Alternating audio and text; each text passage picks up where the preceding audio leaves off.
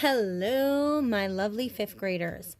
We are continuing to work on our polar bears today. We will hopefully be finishing these guys. A few reminders. There should be pattern in your sweater, your scarf, your shirt, whatever you drew for your polar bear's outfit. That should all be drawn in pencil first. Then you are tracing it either using the ultra fine point Sharpie, that's good for tiny details like these guys, or the fine point Sharpie. Doesn't matter which one, use what you have. Once that is all traced in Sharpie, we're going to go back and erase all your pencil lines. Then you can go in with your markers and you can start adding color to your bear's clothing, making sure that you go from the bottom to the top.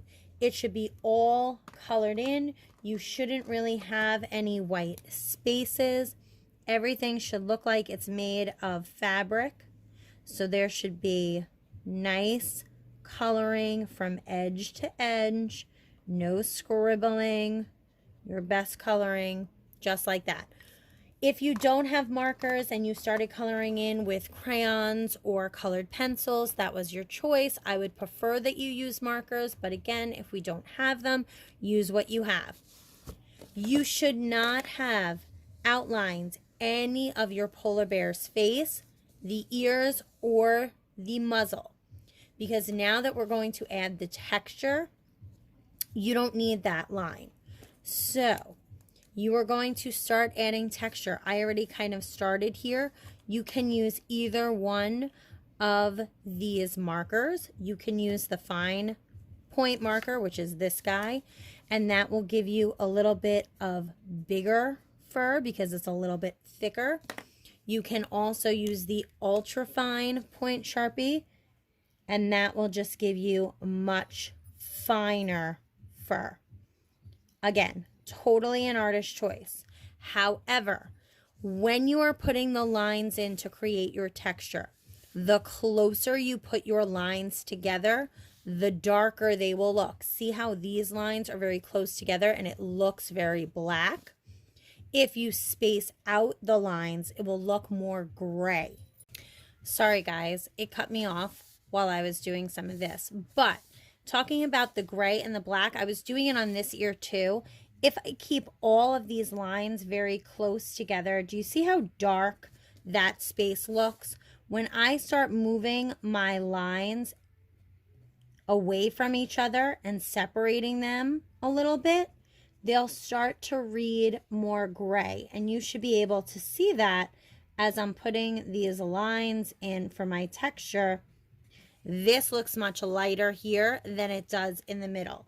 These lines are going to overlap right over your pencil line. That's why we didn't outline the pencil line, because we wanted to bring that fur all the way up to make that bear really look extra furry, so we didn't have a harsh line around the edge. I started doing this eye too. You can see where your fur is going to come together. It's going right to the edge. Again, I'm just going to do a couple more of these lines in between the dash marks, just like this. And I'm taking them all the way up and I'm overlapping them to that pencil line.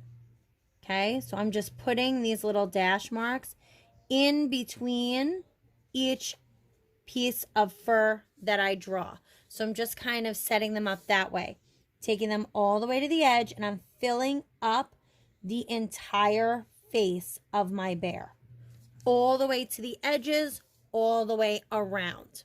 Okay, I'm not going to continue to do a whole bunch of these because I want you guys to get started.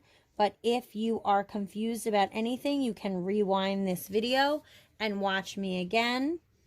I'm just putting little dash marks in between each one that I'm doing and taking it all the way to the edge of my pencil line.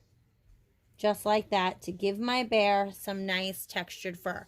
I am not going inside this muzzle. If you notice, when I get to that part, I stop That way it's going to keep that muzzle nice and white, and everything else will have texture. All right, my loves. I will see you soon. Have a great break. Enjoy it. And hopefully these will be done so that I can hang them up when we come back. I'm really looking forward to that. So I will see all you guys later. Goodbye, everybody.